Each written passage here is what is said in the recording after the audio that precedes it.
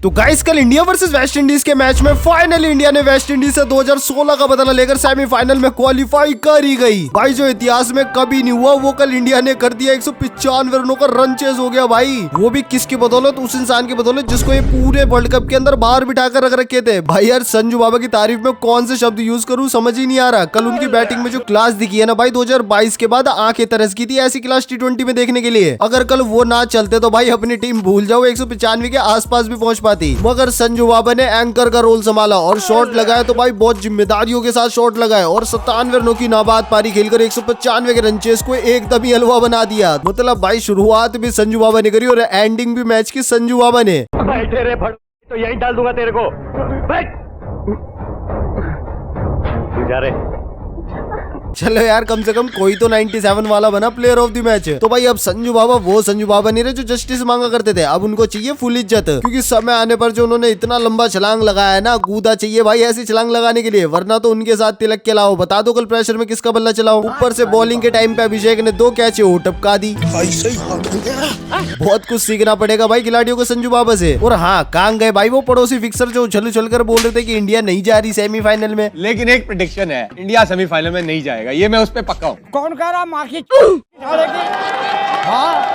अबे मैच में ईमानदारी दिखाओ, अपने नेशन को परफॉर्म करके मैच जिताओ। मगर नहीं, इनके तो क्रिटिसिज्म के चन्नूने काट रहे हैं।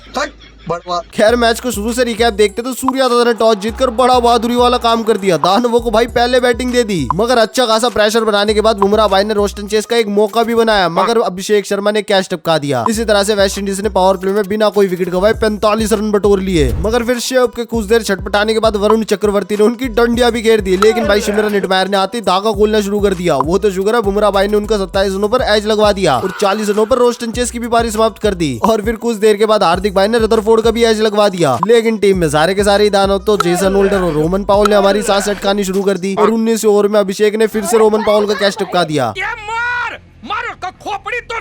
इसी तरह से दोनों ने मिलकर वेस्ट इंडीज को पहुंचा दिया 195 रनों तक। वो भी 195 पे इसलिए रुकी क्योंकि हर्षदीप पाजी ने 19 ओवर बड़ा प्यारा फेंका था। खैर अब इंडिया इतिहास रचने उतरी तो वेस्ट इंडीज ने भी पहला ओवर ऑफ स्पिनर का ही लगा दिया और तीसरे ओवर में संजू बाबा ने ऑफ स्पिनर को डोमिनेट कर ही चुके थे कि शॉट लगाने के चक्कर में अभिषेक शर्मा ने यहाँ भी गड़बड़ कर दी। फिर 2 चौके लगाकर ईशान ने भी अपनी कैच थमा दी, लेकिन संजू बाबा ने सूर्या भाऊ के साथ मिलकर इंडिया की धड़कने संभाली और चौका लगाकर 26 गेंदों में अपनी 50 पूरी कर ली। मगर फिर सूर्या भाऊ ने भी 18 रनों पर अपनी कैच थमा दी। लेकिन भाई तिलक वर्मा ने संजू बाबा का अच्छा खासा आकर साथ दिया, लेकिन फिर 27 रनों पर वो भी कैच दे बैठे। मगर संजू बाबा एक तरफ से चोर पकड़ के चले और वेस्ट इंडीज के जीत के परसेंटेज की 32 बना दी। लेकिन फिर 19 ओवर में हार्दिक भाई ने भी 70 रनों पर अपनी विकेट खो दी। मगर दुबे ने 2 चौके लगाकर आखिरी ओवर में मैच को 7 रनों तक पहुंचा दिया और फिर आखिरी ओवर में संजू ने एक छक्का और एक चौका लगाकर इंडिया को सेमीफाइनल में पहुंचा दिया पूरे 5 विकेटों से। भाई अगर आज के बाद संजू को इस मैनेजमेंटल 11 से बाहर करने की सोची भी ना, तो मैंने ऐसे ऐसे मुहावरे सुनाऊंगा कि जिंदगी भर याद रखेंगे ये कड़वे। बाकी दोस्तों अब आपको इस मैच का सबसे बेस्ट मोमेंट कौन सा लगा कमेंट में जरूर बताना और अपन मिलेंगे होली के दिन इंडिया वर्सेस इंग्लैंड के सेमीफाइनल के साथ। तब तक के लिए आप सभी को हैप्पी होली। बैठिए फिर चलो। अरे आप भी तो आइए। हम आएंगे, जरूर आएंगे, हम अंतिम में आएंगे।